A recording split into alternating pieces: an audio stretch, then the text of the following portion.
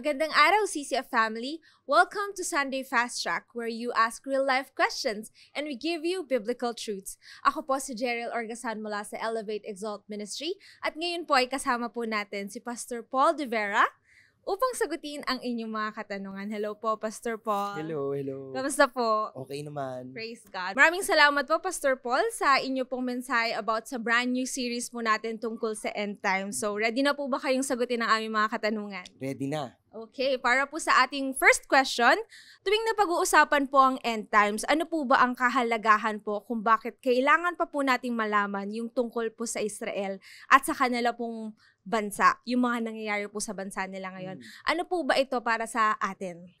Kaya kailangan nating makita yung Israel is because Israel is at the center of everything that's happening and that's going to happen. Ang pinapakita nito, si Lord kasi ang gumawa ng covenant with Israel.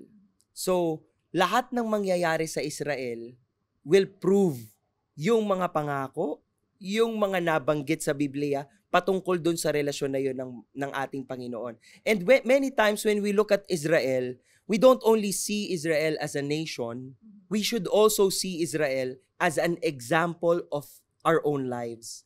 Tayo rin by grace tayo hinugot from nothing. Di ba? Tayo rin, matigas ang ulo. We keep on failing the Lord kahit na ilang beses na siyang nagpatawad. And tayo rin, merong purpose kung bakit niya tayo tuluyang nire-redeem at nire-redeem. Pinipilit niya tayong tanggalin from the darkness, di ba? So, in the same manner that God treated Israel, yun ay picture ng kung paano rin niya tayo minamahal. So, we should appreciate what's happening in Israel, and we should think about our own lives and our own relationship with God when we do so.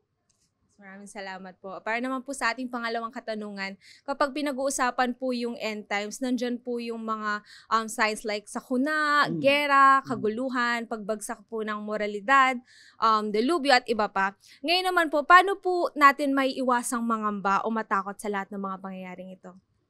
Sabi sa Biblia, fear not, for I am with you. Hindi naman natin maiiwasan itong mga negative things na to. Sabi ni Jesus, in this world, you will have troubles, but take heart, I have overcome. So yung panalo natin, hindi dahil magiging safe tayo or na mananalo tayo kung sakaling sumugod tayo sa gera. Hindi doon Yung panalo natin is kung ano yung ginawa ni Jesus at kung ano yung gagawin niya when He returns.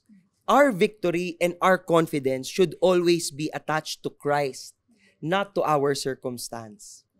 Para po sa ating huling katanungan, paano po naipapakita ng Diyos ang sovereignty niya po sa kabila po ng lahat ng mga kagaluhan or mga pangyayaring nabanggit ko po kanina sa question number 2 po? Kadalasan ng mindset ng mga tao, kapag pangit ang nangyayari, walang control si God or baka absent si God. Hindi po totoo yun. Ang pinakamagandang blessing na kung bakit hinahayaan ni Lord mangyari ito is para makita natin how He is able to turn things around. How He is able to make something out of nothing. How He is able to make beautiful things out of the dust. Sabi nga nung kanta, di ba? Itong lahat ng ito ay paalala sa atin that the Lord is sovereign in a sense that whatever happens in our circumstance today or yesterday or tomorrow in the future, si God still sits on the throne and you can hold on to His authority. Because at the end of the day, everything will fall down and worship Him. Diba? Lahat ng tao luluhod sa Kanya one day and we look forward to that day. Maraming salamat po, Pastor Paul, sa pagsagot po sa aming mga katanungan. Pero bago po tayo magtapos, ang atin pong Intentional Discipleship Conference ay magaganap muli this coming January 23 to 25, 2025. At ang tema po natin ngayong taon ay Love and Truth Inseparable. Marami po kaming inihandang exciting plenary speakers and workshops para lamang po sa inyo. Ang ating pong main hall tickets ay sold out na, pero wag po kayong mabahala. Meron pa po kayong pagkakataon na makakuha ng overflow tickets. Visit the idc.org.ph. And that's it for CCF Sunday Fast Track. God bless everyone.